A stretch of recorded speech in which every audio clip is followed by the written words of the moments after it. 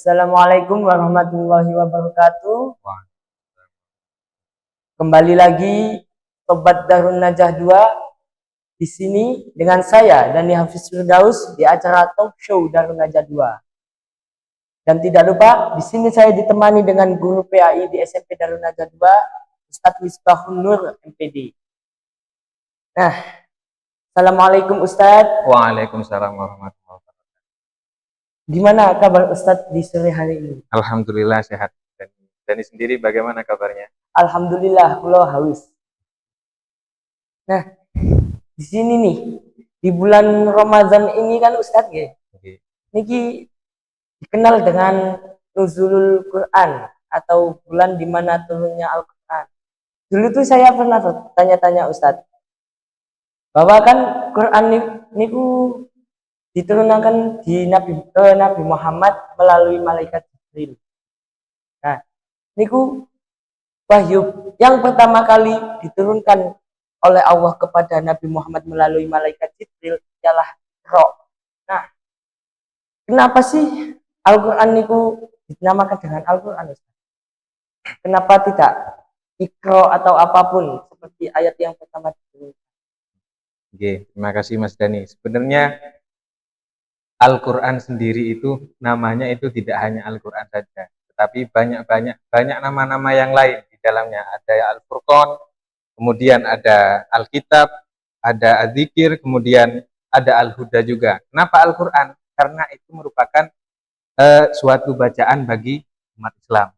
Kemudian kenapa kok dinamakan Al-Furqan? Karena itu menjadi pembeda di mana yang benar, mana yang salah. Kemudian Al-Huda. Kenapa kok dinamakan Al-Huda? Karena menjadi petunjuk bagi umat Islam dalam melakukan kesehariannya. Jadi namanya sebenarnya bukan cuma Al-Quran saja, tapi banyak nama-nama yang lainnya sesuai dengan isinya. Kan Al-Quran itu ternyata banyak namanya itu ya, Pak. Al-Furqan, Al-Huda, Alkitab, dan lain-lain. Nah, menurut Bapak nih ya, kan Al-Quran itu kan banyak namanya, jadi pasti banyak juga keistimewaan. Menurut Bapak tuh salah satu keistimewaan dari Al-Quran itu apa, Pak? Kalau berbicara keistimewaan Al-Quran sendiri itu sangat banyak sebenarnya. Yang sampai sekarang bisa kita lihat itu yang ada di dalam Al-Quran dari zaman Nabi Muhammad sampai sekarang, dari Al-Quran diturunkan sampai sekarang, itu tidak ada perubahan sama sekali. Jadi tidak ada yang bisa merubah isi Al-Quran sama sekali sampai sekarang. Nah, tuh, kemudian apa lagi ya selain itu? Keistimewaannya tadi selain apa namanya yang tadi yang pertama? Selain sebagai tidak ada perubahan sama sekali dari awal sampai sekarang. Kemudian Al-Quran itu juga merupakan kalamullah. Jadi sejatinya setiap seorang muslim itu ketika membaca Al-Quran, sejatinya dia sedang berbicara atau ngobrol dengan Allah. Itu. Jadi apa yang ada di dalam Al-Quran itu sebenarnya dawuh Allah, gitu, kalamullah. Nah, seperti itu. Nah nih, berarti Al-Quran itu sebagai dawuhnya Allah kepada Nabi Muhammad atau kepada umat muslim gitu. Itu Mas Dani. Nah, kebetulan nih Pak Ustadz, kan ini kan posisi lagi di bulan Ramadan gitu. Nah ini tuh sebagai bulan di mana turunnya Al-Quran, jadi kita tuh harus istilah katanya tuh sering-sering lah mutola'ah atau membaca Al-Quran agar bisa untuk pahala tambahan di bulan Ramadan. Nah tuh gimana menjaga keistiqomahan untuk membaca Al-Quran di setiap bulan Ramadan atau setiap sore, setiap malam agar lebih sering membaca Al-Quran. Tuh. Baik, untuk bulan Ramadan sendiri seperti yang sudah diketahui sama Mas Dani tadi, bahwa bulan Ramadan itu merupakan bulan turunnya Al-Quran. Ada yang menyebut bahwa bulan Ramadan itu bulannya Al-Quran. Mas Dani tahu sendiri bahwa orang-orang ketika bulan Ramadan semuanya itu berbondong-bondong mengadakan tadarus, ya kan? Ada yang pagi, siang, sore sampai malam tadarus. Itu sebenarnya baik. Kemudian bagaimana cara sebagai umat muslim seharusnya kita selain tadarus kita mengusahakan diri kita itu untuk menghatamkan Al-Quran minimal 1 kali dalam 1 bulan Ramadan ini. Di seumpamanya Mas Dani di pondok sudah ada kegiatan tadarus bersama. Nah, itu Mas Dani juga harus mempunyai target tersendiri. Jadi 1 bulan ini, selama 1 bulan Ramadan, saya harus menghatamkan minimal 1 kali dalam 1 bulan Ramadan. Jadi yang pertama menentukan targetnya. Minimal 1 kali, kalau bisa 3 kali ya 3 kali. Kalau bisa 5 kali, monggo 5 kali. Jadi 1 bulan 1 kali. Kemudian kalau seumpamanya dibagi 30 hari berarti kan 1 harinya terus. Jadi nanti dibagi lagi, entah mau setiap sholat, oh saya kalau sholat zuhur masih ngantuk, bacanya hanya beberapa halaman saja. Nanti diganti habis asar, oh habis asar saya seger, nanti setelah sholat asar saya baca lebih banyak. Pokoknya intinya cara membagi waktunya terserah individunya sendiri. Jadi mau berapa kali bacanya terserah. Pokoknya nanti ada target dalam 1 bulan itu hatam minimal 1 kali. Itu Mas Dani. Jadi yang pertama menentukan target. Kemudian yang kedua tadi itu apa namanya? Ya istiqomah itu sendiri ya. Jadi dijaga targetnya yang sudah ditentukan itu dijaga. Nah, setelah itu Pak Susda ya, di sini kan saya posisi berada di pondok ya. Oke. Nah, di sini pondok saya nih ada kelas Qur'annya yang dimana menjelaskan untuk mudah cara memahami Al-Quran, artinya, pengertiannya. Tapi kan kalau di luar pondok kan beda Pak. Oke. Nah, itu perbedaan cara yang efektif untuk memahami Al-Quran di dalam pondok dan di luar pondok itu. Oke, baik. Sebelum apa namanya berbicara tentang bagaimana cara memahaminya. Jadi seperti yang sudah dijelaskan di awal tadi bahwa Al-Quran itu juga sebagai petunjuk bagi manusia. Bagaimana cara kita mengetahui bahwa itu sebuah petunjuk? Ya kita harus memahaminya terlebih dahulu. Bagi anak yang di pondok, bagaimana cara memahaminya? Ya dengan belajar ilmu alat terlebih dahulu. Nah, jadi Romo Yai itu juga pernah berkata bahwa beliau ketika membaca Al-Quran itu seperti membaca Quran, ya, karena beliau sudah paham artinya. Jadi anak-anak yang di pondok bagaimana? Yang mengikuti apa yang sudah dilakukan beliau, belajar ilmu alat terlebih dahulu, kemudian apa namanya memahami tafsirnya, membacanya, kemudian memahami tafsirnya. Syukur-syukur kalau bisa hafalkan.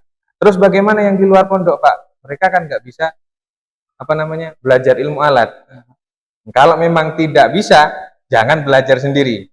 Kemarin sudah dijelaskan juga di episode sebelumnya itu bahwa kita belajar juga harus membutuhkan seorang guru. Jadi kita bisa membaca sendiri, tafsirnya bisa. Kemudian entah itu mengikuti pengajian-pengajian tentang tafsir Al-Quran, itu juga bisa bagi teman-teman yang ada di luar pondok. Tapi sekali lagi, jangan kalau ada yang kebingungan, ditanyakan langsung kepada ahlinya, jangan ditafsirkan sendiri. Karena nanti itu akan menimbulkan sebuah kesalahan nanti kalau ditafsirkan sendiri. Jadi untuk yang di dalam pondok, salah satunya adalah mempelajari tentang ilmu alat. Untuk yang di luar pondok bisa dengan cara mengikuti kajian-kajian. Boleh nonton YouTube, tapi dilihat dulu sumbernya dari mana. Nah, jangan pokoknya ada YouTube nanti dilihat semuanya. Nah, itu yang berbahaya kadang. Jadi perlu disaring juga mana yang sekiranya bisa diserap, mana yang enggak. Itu Mas Dani. Ini sangat menarik sekali untuk pemirsa-pemirsa yang di rumah, yang tidak mondok nih terutama. Soalnya kan tidak belajar ilmu alat gitu. Nah, ini bisa mengikuti kajian-kajian tentang Al-Quran, tasawuf Al-Quran, dan kalau tidak mengerti bisa tanya langsung kepada ahlinya. Nah, ini jenengan punya pengalaman apa mboten, Pak? Kenapa? Ini kan Al-Qur'an ini petunjuk nih, Pak. Nggih. Petunjuk untuk umat manusia, petunjuk untuk sebuah permasalahan. Nggih. Nah, Bapak niki punya pengalaman sendiri terhadap Al-Qur'an sebagai petunjuk gitu. Apa teman-teman jenengan? Oke, baik. Terima kasih. Kalau masalah itu sebenarnya banyak sekali cerita-cerita dari teman-teman saya juga, ya. Itu Al-Quran ini sebenarnya juga obat dari segala permasalahan. Jadi solusi dari segala semua permasalahan. Meskipun seumpamanya masalahnya belum selesai, tapi setidaknya hati kita itu dapat tenang dengan membaca Al-Quran. Jadi banyak sekali teman-teman itu, nah kok ada masalah, terus budrek. Nanti ketika membaca Al-Quran, nah kok nemu dengan ayat-ayat apa ya, yang sesuai dengan permasalahannya. Umpamanya, inna ma'al yusri yusra. Nah, sesungguhnya setiap ada kesulitan itu mesti ada kemudahannya. Nah, itu juga termasuk ayat-ayat motivasi. Kalau kita ingin apa ya, mendalami Al-Quran, ingin melihat benar-benar Al-Quran itu sebagai solusi, sebagai petunjuk, itu mesti di Al-Quran itu semuanya ada sebenarnya. Tapi kita kadang hanya menganggap Al-Quran itu bacaan saja, ya pokoknya baca gitu saja. Itu kesalahan kita kadang, termasuk saya sendiri gitu. Kadang menganggap, yowes pokoknya membaca saja, lupa dengan bahwa Al-Quran itu sebenarnya di dalamnya itu lengkap. Ya ada petunjuk, juga ada obat hati di situ juga ada. Itu, iya Mas Dani. Nah, kan di sini bulan Ramadan ya, Pak. Iya. Lagi bulan Ramadan, Pak. Nah, saya ini mempunyai target, Pak. Bulan ini tuh minimal khatam 2 kali, Pak. Iya. Nah, itu untuk tipsnya agar menghatamkan Al-Quran dengan lebih efektif itu gimana, Pak? Ya itu tadi Mas Dani, yang di awal tadi. Jadi apa namanya? Kalau sudah menentukan targetnya, target 1 bulannya 2 kali. Kira-kira berarti dalam 30 hari dibagi 2 jadi 15 hari itu kan. Berarti 1 harinya 2 juz minimal. Jadi dibagi saja, kira-kira Mas Dani waktu longgarnya kapan? Apa setelah sholat atau sebelum tidur juga bisa. Kalau memang setelah sholat langsung ada kegiatan atau ada udzur yang lain, bisa diganti. Oh, saya hari ini belum ngaji 1 juz, jadi nanti cari waktu longgar untuk ngaji 1 juz. Jangan dibiarkan apa ya, berlarut-larut. Nah, contohnya, oh saya masih ngantuk duhur ini, nanti saja asar. Nanti setelah asar, oh sekarang sudah asar, saya undur lagi. Masih habis ini waktunya madin. Nah, nanti habis itu, habis maghrib, oh saya masih kekenyangan. Nah, habis sisa, wah masih terawih. Setelah terawih, nanti, oh saya ngantuk, akhirnya kelewat 1 hari. Nah, yang lalai seperti itu biasanya yang apa ya, sesuatu yang mengentengkan seperti itu, yang nantinya membuat kita itu tidak mencapai targetnya. Jadi kalau memang di waktu zuhur, asar, atau maghrib kita berhalangan, ya kita ganti pada waktu yang lain, sekiranya kita longgar. Jangan sampai dalam 1 hari itu kita tidak baca sama sekali. Minimal 1 halaman lah. Oh, hari ini saya nggak bisa baca 1 juz, setidaknya setengah juz atau seperempat juz, seperti itu. Jadi jangan ditinggalkan 1 hari itu tanpa membaca Al-Quran sama sekali. Itu. Oh, gitu. Nah, saya ini mau minta saran, Pak. Soalnya tuh saya tuh pasti seringnya tuh kalau di bulan Ramadan tuh di koma baca Al-Quran, sholat pokoknya saya tuh pasti sekep banget, Pak. Nah, pas keluar bulan Ramadan pas langsung hilang, Pak, kebiasaan saya. Itu gimana, Pak, solusinya, Pak? Ya, untuk solusi, memang kebanyakan orang itu apa ya, menganggap bulan Ramadan itu apa namanya, kegiatan-kegiatan kayak membaca Al-Quran, kemudian sholat sunnah, bangun malam, tahajud. Nah, itu hanya di bulan Ramadan saja. Kesalahannya seperti itu. Padahal apa yang sudah kita lakukan selama bulan Ramadan itu harusnya sudah menjadi kebiasaan setelah bulan Ramadan.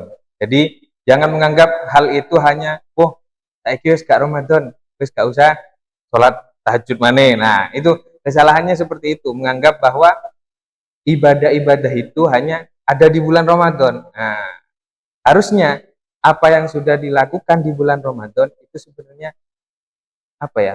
Sebagai latihan kita biar nanti ketika di luar bulan Ramadan itu kita tetap bisa melakukan ibadah seperti itu.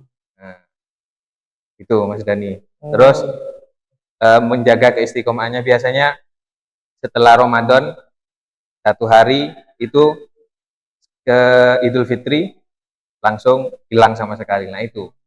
Jadi jangan pernah di stop. Jadi tetap harus istiqomah. Itu intinya Mas Dani.